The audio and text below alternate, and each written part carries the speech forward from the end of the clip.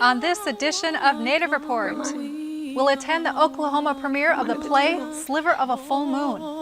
And I think he beat her to what he believed was to death. We'll interview independent filmmaker Alex Smith. So that was an early introduction to Native customs and to Native peoples. And we'll browse the vendor stands at the Oneida Farmers Market. We also learn something new about Indian country and hear from our elders on this Native Report.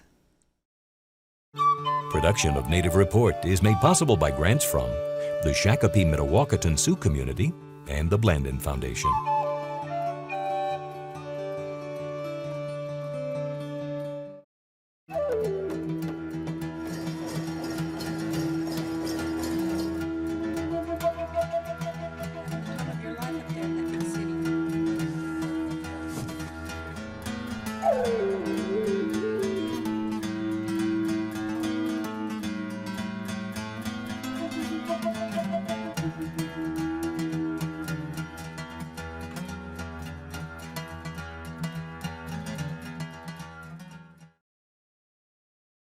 Welcome to Native Report. I'm Stacy Thunder.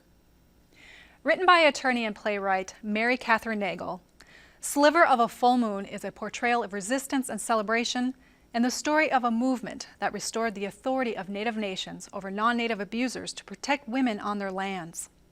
The play follows the story of 5 women and 2 men who worked hard to ensure this authority was included in the 2013 reauthorization of the Violence Against Women Act.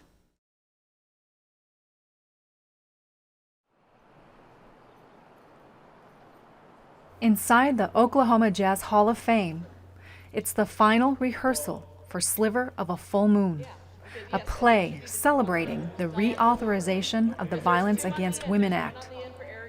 Tonight is the premiere. This play somehow, and it's hard to explain, is different for me than any other play I've ever worked on. The play is sponsored by the National Indigenous Women's Resource Center, and it's a resource center that was founded basically to work on this movement and to provide resources and training to grassroots level Native women activists who are working at, on their reservations to do work with domestic violence and protect women and to change the laws. These women play themselves and they stand up and they share their stories. And it's not often, I feel, that as women, we're able to stand up and tell our stories, that we've survived these kinds of abuse without feeling shame, without feeling like we're being blamed, without feeling that we're being judged. Because I do think theater can be a way of creating change. It can also be a way of bringing about healing. Because we've been silenced for so long about this and about everything, that finally being able to talk about it is like, you feel sort of like like layers of weight just kind of coming off just by being able to talk about it. Members of the cast include actual survivors from the story who play themselves and actors who help tell the story. What's your address? I just live off 7th and Main. Oh. I know, I've called before. Your stepdad, he's... White. I'm sorry, but we can't... There must be something you can do. You call the county? I've called them 20 times. Not once have they ever come out here to arrest him. You need to leave. You promised me you and your mom will leave. And where would we go? My mom is screaming, "No, David, no!" And I see him grab the gun. And he starts beating my mother over the head with the butt of the shotgun until the only screams that could be heard. Where am I? I'm under the table. When people hear Diane Milich's story, when they hear Billy Joe's story, it's like you hear them tell their stories and you can't. How could you possibly tell them, you're right, because you're an Indian, your tribe shouldn't have jurisdiction to protect you, and people who are not Native should be able to come onto your reservation and attack you and nothing should happen. I mean, no one is going to say that. It's like, once it's their story, you can't argue it. I sing in the play, so my story didn't make it into the play, but they still wanted me to be a part of it. I was married to, he's Native. He's Native, but he wasn't enrolled, and he's not enrolled in any tribe. So, to the U.S. government, he's considered not Native. And when we were married, and there were, there were incidents where it wasn't towards the end of our marriage that I finally was trying to call the police, and then I did call the police, and he would say to me, they don't have jurisdiction over me. They can't do anything to me. And it was basically terrorized. So the next step that I had was to get him excluded from our reservation, which I did. It was granted, but only for a year. But he continued to come back on to our reservation and terrorize, break into our home, my home at that time, I guess it was my home, and take things.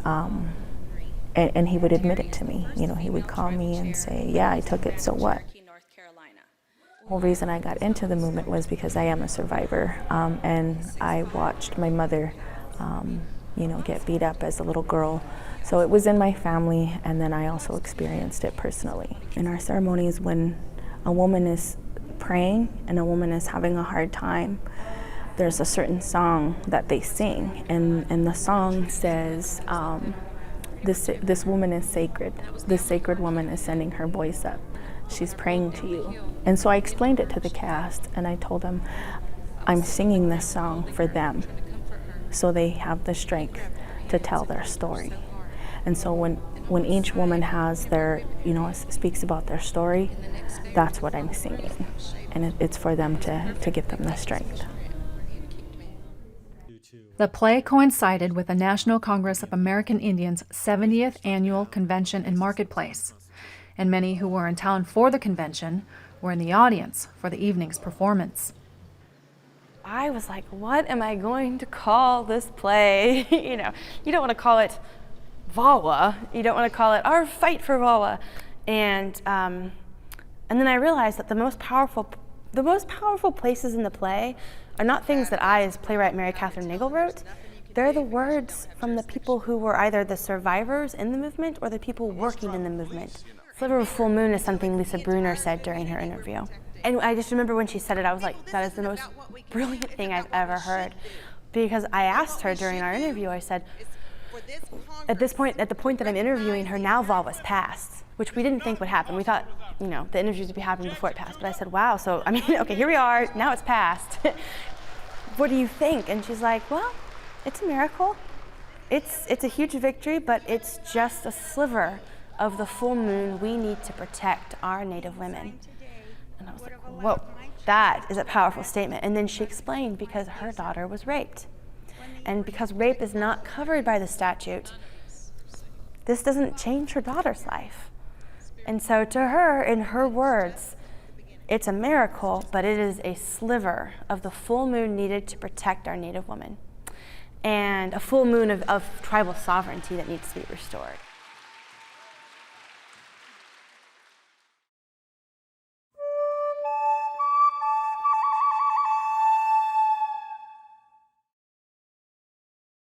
Did you know that Native American women experience some of the highest rates of sexual assaults in the United States?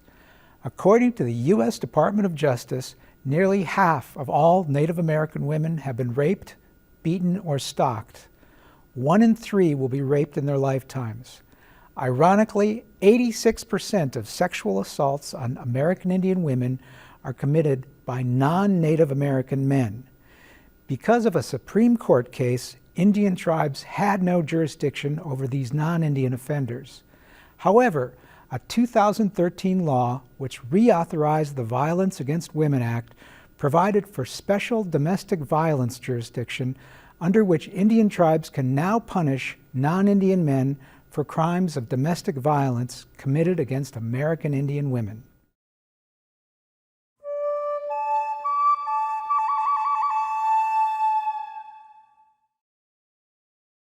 Next, Alex and Andrew Smith, who are directors and producers of the award-winning film The Slaughter Rule, have produced another feature film called Winter in the Blood, based on the classic novel by Native American author and poet James Welch.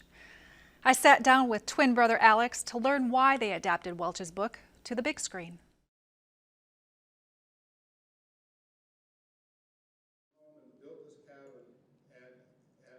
Attendees at the Native American Literature Symposium had the opportunity to hear from filmmaker Alex Smith about Winter in the Blood, a film adapted from the classic novel by James Welch.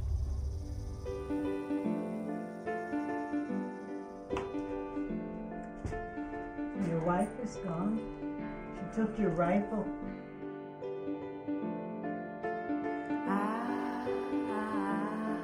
My mother, when I was 6 or 7, 8 years old, worked for PBS in Spokane, and she worked as a producer for a series of documentary films about cultural customs of Northwest tribes, the stick game and Indian rodeo and sweat lodges and different topics. And because she was a single mother at the time, my father just passed on, she brought my twin brother Andrew, who co-directed this film with me, and I to a lot of powwows and different reservations and tribal gatherers. And we found that culture fascinating and very welcoming, and having grown up in a community that was very white and very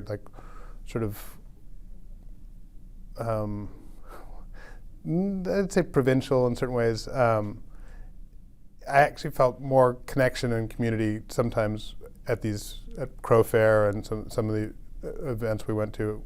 James Welch, the author of the novel Winter in the Blood, was a friend of the family and became a friend and a mentor to my brother and I. When I was a teenager, I read Winter in the Blood for the first time. There were all these things about it that were completely human and very powerful and very moving and very provoking, and also sort of healing, sort of haunted me. And a writing teacher once years ago, gave the advice to always chase the thing that haunts you as a way of finding material. And so the novel's been around in my blood for a long time. Alex and his twin brother Andrew, who are known for their 2002 award-winning film The Slaughter Rule, acted upon a suggestion after James Welch's death in 2003. After Jim Welch died, Sherman Alexie put together a tribute in Seattle to Jim. Sherman did with Jim's wife Lois Welch, and Sherman asked a bunch of filmmaker friends of his to make short films based on Welch's work. And my brother and I made a short piece that was adapted from Jim's second novel, The Death of Jim Loney. And that was just sort of a little thing we put together quickly and showed at this festival. But it was for the first time that we started thinking about, wow, no one's ever made a film out of any of Jim's 5 novels, all of which could make great films. And someone should. It's time. So that planted the seed, and a friend of ours, a guy named Ken White, who had been an actor in our first film, who had grown up in Idaho and had taught it on some reservations and such. He was staying in the ranch where I grew up, house sitting for my mother, and on a very, very cold January winter night, he couldn't sleep.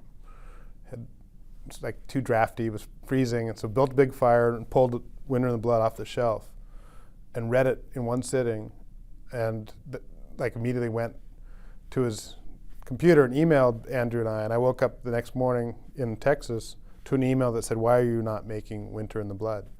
So we optioned the novel, and being non-native, we want to make sure that we were the right people to do this adaptation. It's a challenging novel, challenging on it just as a read, but also to adapt, because it all takes place in the main character's head. It's a first-person narrated story, and the first person's constantly going in between the past and the present, and sort of some kind of a other state, sort of a state of trauma and intoxication. The whole process took place over several years, but for the filmmaker brothers, it's a rewarding one they hope others find just as rewarding. It's been a 6-year process from optioning the novel to where we are now. I would say ultimately it'll probably be almost a 7-year start to finish, which is long, but not unusual. with like a labor of love, like a passion project like this. The cast is 80% Native American roles, so we knew right off the bat that we needed to find the right people, and they say that casting's 90% of the work, and it really is. And so we got connected to a woman named Renee Haynes, and she read the script, and she said, I could give you a lot of names for this lead role. It's an amazing role, but there's really only one that I think is just right. And we had been doing our homework too, and we sort of had our thoughts, and she said Chaskey Spencer. Winter in the Blood is sort of a landmark novel. Penguin Classics publishes it now. It's been in print steadily for 39 years. It's taught all around the world. It's been translated in 8 languages. It's taught in a lot of Native American studies and Indigenous studies classes, and some American Lit courses. And hopefully the more exposure it gets, the more people find his work, his other novels. And the thing about Jim's writing is it inspires a lot of writers to tell their stories, and so hopefully the film continues that kind of inspiration. We tried very hard to make it as strong and as beautiful and as cinematic as possible, and we try to make something that will last. You know, that 10 years from now someone should say, oh, you should see Winter in the Blood.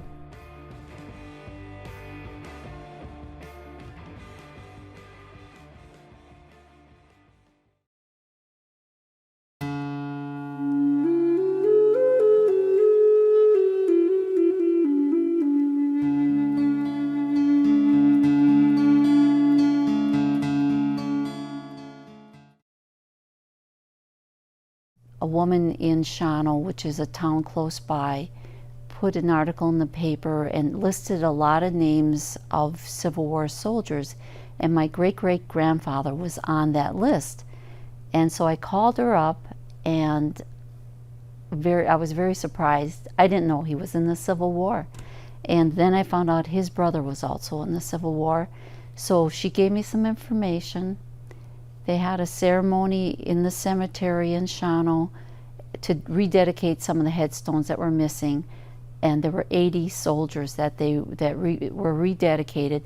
Of all those soldiers, I believe there must have been, I knew my great-great-grandfather and his brother were there, but on some of the names you could see there were Menominees and there were other tribal people there.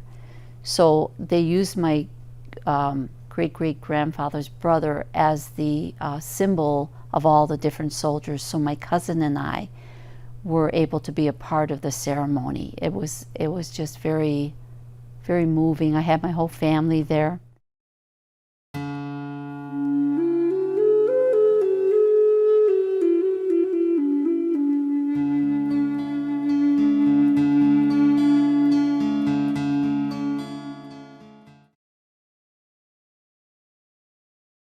While the Oneida Farmers Market began with only a handful of vendors, it has now grown to an average of 47 vendors at market each week. Emphasizing sustainable organic agriculture, the market was created by the Oneida Nation of Wisconsin.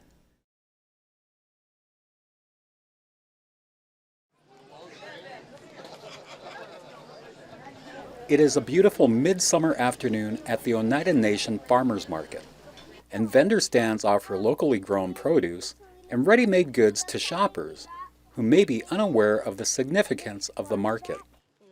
Oneidas have always been farmers. I mean, we have always been farmers. We came from New York, we were relocated here, we farmed in New York. We were involved really with George Washington at giving him some of our corn. Now we planted here our heirloom white corn. So it's really about carrying that tradition on, the tradition of the Three Sisters Garden, where the corn grows and the beans grow around the corn stalk, and then you have the squash that covers its base. All of that tradition, all of that natural heritage is tied to food. Believe it or not, probably about 10 years ago, we started with 3 to 5 different vendors, and now we have 50. And this is kind of our backyard outlet that takes the farm to the plate produce. And so it's kind of a sharing also. It's not just here's a vendor and there's a vendor. It's about us sharing our health and involving everybody in the community. We have this every Thursday in the summers, and then once a month we have a bash, and it's really wonderful. But it is about becoming healthy. It's all an integrated food system. When you think about an integrated food system, you think about every element that's going to build a healthy community. So you think about the diabetes that's affecting tribal members, and how do you get exercise in them? How do you get healthy foods? You think about the production of your foods there. Then you think about the processing. Are you doing your processing with organic foods in a natural way? And then from there, you go back and you look at your distribution. This is one distribution outlet, if you want to, where people can bring their foods. Xunenkwa, the Oneida Nation's organic farm, and the school gardens are components of the Oneida Community Integrated Food Systems. Another component is the involvement by their young people. With working with the Food Youth Group and the Entrepreneur Program, our responsibility is to kind of help guide them and promote them. And what they're trying to do is trying to make an awareness on healthy snacking. So, it's more so progress rather than perfection. And so we want to start there because, as you know, we all like to snack. And so then it's kind of making that choice and the decision on what is really healthy for us to kind of stay away from all of the junk food eating and doing more of our harvesting, learning and teaching them that you actually locally can provide or can go for harvest the foods and be able to process them your own. It really is a simple job, although some think it may be a little bit tedious. So that awareness, that involvement is definitely, I think, the key to continue to promote our younger generation to eat a little bit more healthier. Sagwili Swagwik, which is hello everyone. Gajistawana Nianget, so Kale Natasha Stevens Nianget, Kale Atnawan Niwagitaloda, Kale Oniote Aga Niwagu Anjoda. Hello, my name is Natasha. My Indian name is Gajistawan. It means big fire. I am Turtle Clan and I am of the Oneida Nation. We're the Oneida Food Youth Group. It's a summer program. It's actually our job. We work in the cannery and we made this trail mix, and it's called the Very Berry Trail Mix. And we actually handpick the strawberries and the cherries and the blueberries and the raspberries. They're all picked locally, and the cherries are actually from Door County. And we packaged them, we dehydrated the berries and we packaged them in the cannery ourselves. The ingredients include strawberries, blueberries, raspberries, cherries, sunflower seeds with sea salt, peanuts, M&Ms, goldfish pretzels, cashews with sea salt, and raw almonds. And we actually weighed them out and everything, packaged them together ourselves. We knew each other because we're all from the same community. One of the guys, Albert King, actually designed our label in our group. And we have these domes around it, and that kind of ties into the Iroquois community. And there's a strawberry, which is Awanhi in our language. And we put that on the label because it's like our main ingredient. And it's actually a big part of our culture. We have a longhouse ceremony going around it, and it's a medicine to us, so it's actually a big part of our culture. And there's these 10 people going around the world because that represents us 10 making this trail mix to better the health of kids in our community, because we have a lot of diabetes and obesity. So that's what we're trying to prevent with this trail mix. So how does providing locally grown organic produce with the health of the consumer in mind through a venue such as the market promote sovereignty? How sovereign are we if we can't feed our people? So that's what this movement is really about. It's about finding and producing healthy food for our people. If your community is having to buy food from a distance, how healthy can they be if you're putting a lot of additives? There's always a big movement of the point of origin.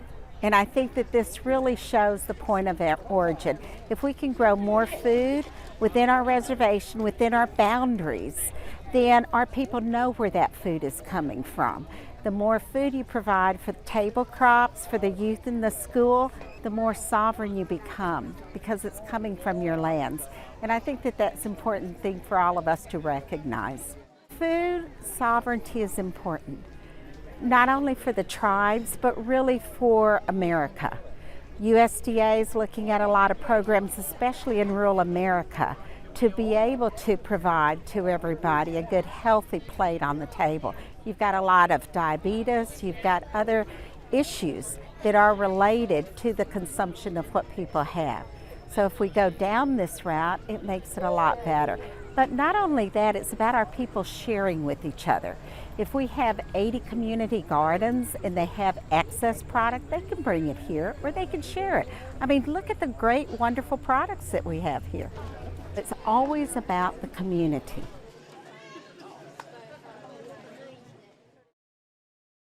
For more information about Native Report or the stories we've covered, look for us at nativereport.org and Facebook. Thank you for spending time with us here on Native Report. I'm Stacy Thunder. We'll see you next time. Stacy Thunder is a member of and legal counsel for the Red Lake Nation, and Ted Johnson is a member of the Boys Fort Band of Chippewa and is chair for the American Indian Studies Department on the campus of the University of Minnesota Duluth.